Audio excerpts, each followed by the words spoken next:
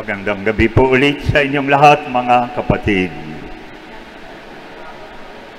Di ko alam kung napansin natin, pero ito ang pangatlong linggo na ang pinakapagsa ng ating mga pagbasa sa ating mga misa ay ang kakaibang pagmamahal ng Diyos para sa mga tao.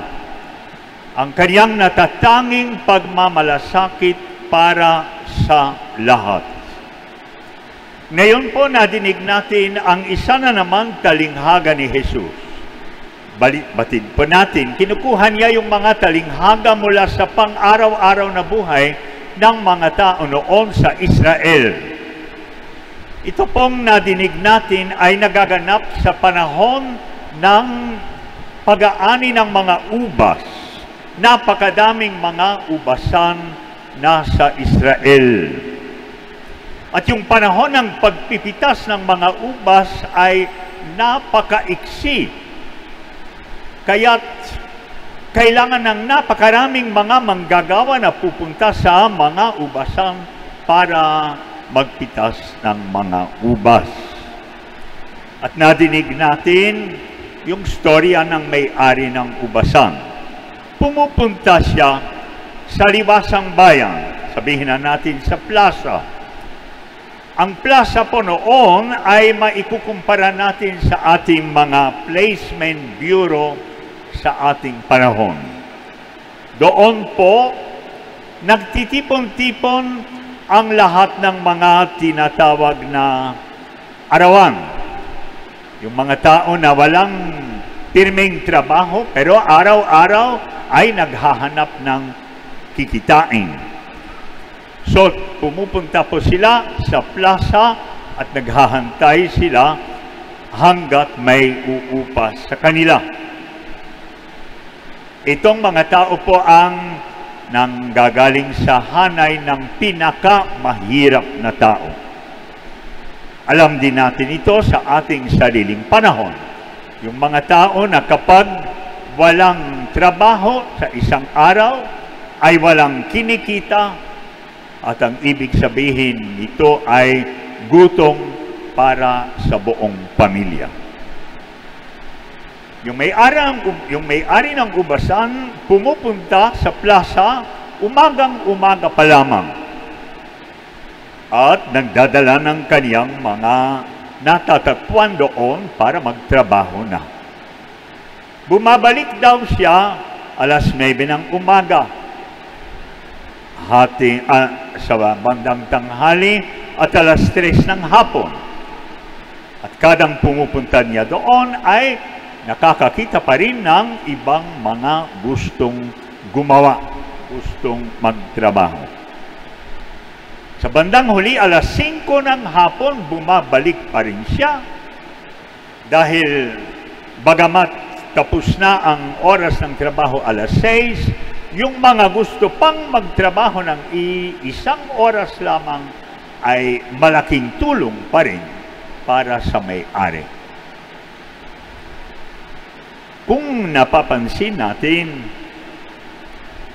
ang ipinapangako niya sa mga unang nag-uumpisa, umagang-umaga, ay isang denaryo. Isang denaryo po ang tinatawag natin minimum wage para sa isang arawan.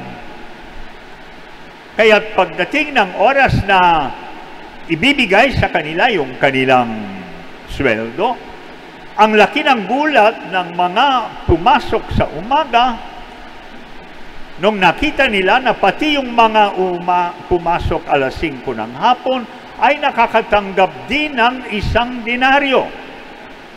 Kaya't nagagalit sila. Bakit ganyan? Makatarungan ba ito? Sila, isang oras lang nagtatrabaho, kami maghapon, nagtiis, nagpagal, tiniis namin ang init ng araw, parehas ba ang ibibigay sa amin? At yun ang puntos ni Jesus.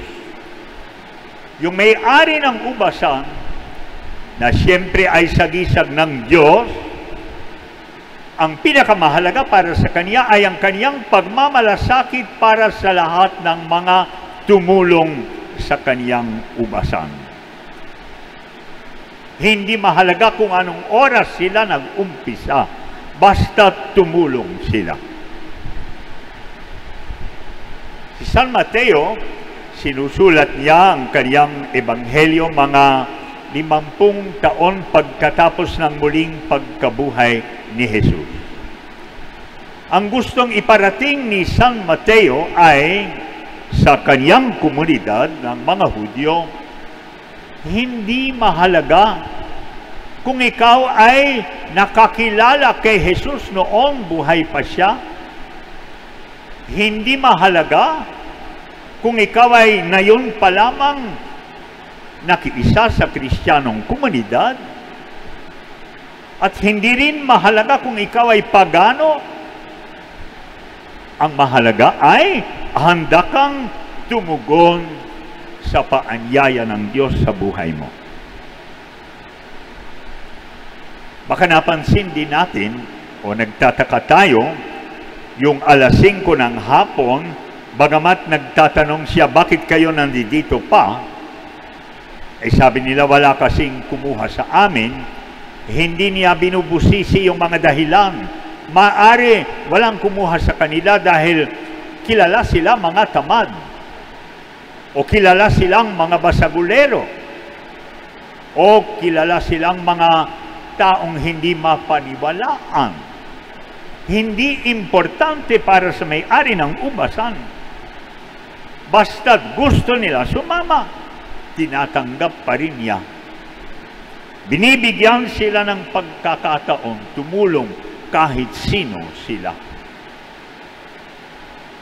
At yun ang nakikita natin sa buong buhay ni Jesus.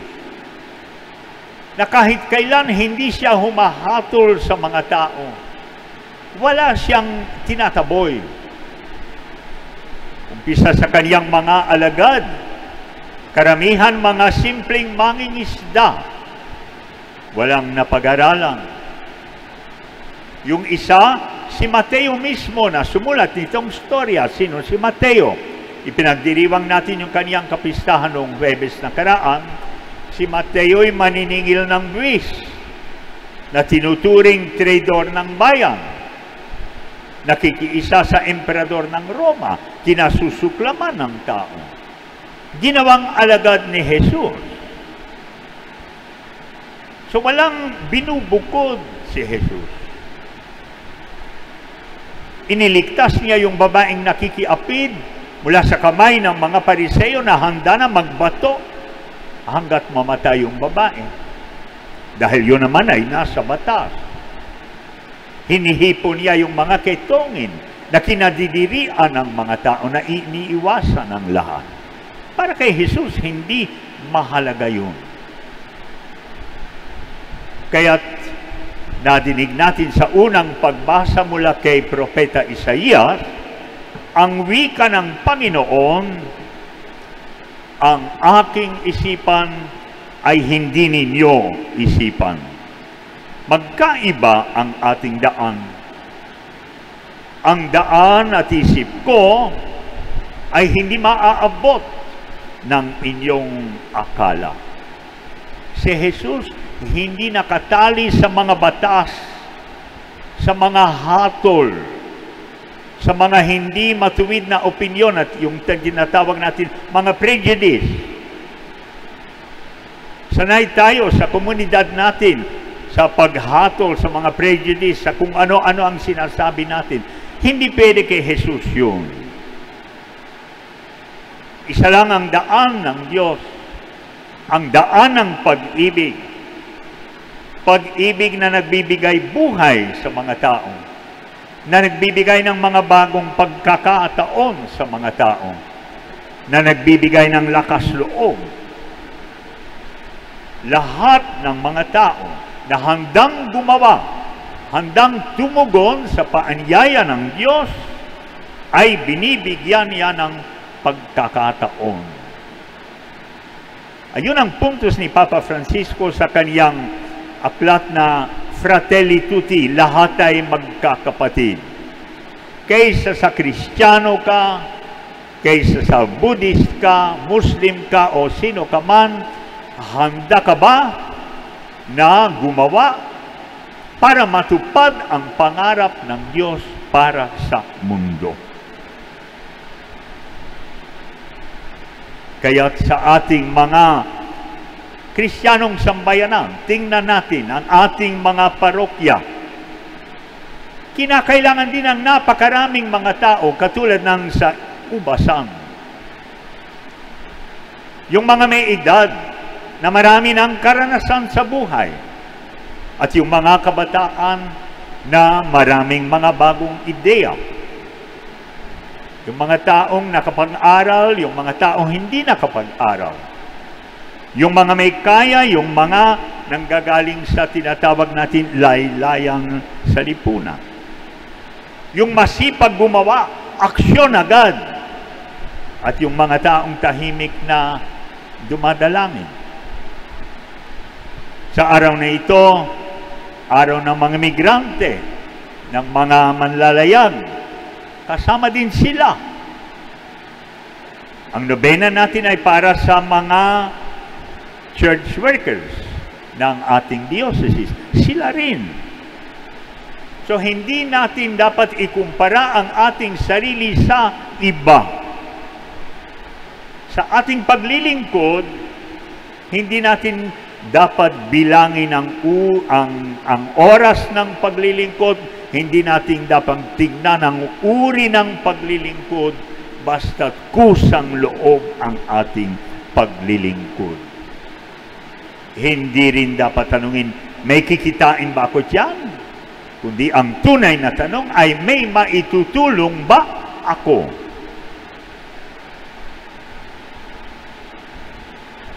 Binabanggit natin paulit-ulit ang synodal church, ng synodal na simbahan. Anong ibig sabihin yun? Yung simbahan kung saan ang lahat ay kasama. Walang tinatanggihan. Sabi ni Papa Francisco, umalis kayo sa simbahan, hanapin niyo yung mga tao. Aminin natin sa ating mga parokya, pati sa diocese naman, palaging pare-pareho yung mga taong nilalapitan. Pare-pareho yung mga taong handang tumulong. Pero malay natin, napakadaming mga mabubuting tao ang naghihintay sa labas. Hindi kahit kailan nilapitan, hindi kahit kailan binigyan ng pagkakataon.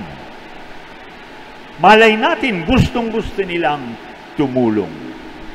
At yun ang puntos ni Papa Francisco. Sama-sama tayong dapat maglagbay. Mula sa obispo hanggang pari, mga laiko, pero pati yung mga hindi pala simba sa labas. Kaya tulad ng ginagawa ng may-ari ng Ubasan, lumabas tayo sa mga plaza, lumabas tayo sa mga liwasan bayan, sa mga taong nakatira sa lalayan. At aanyayahan natin sila na gumawa sa ubasan ng ating Diyos. Siya nawa.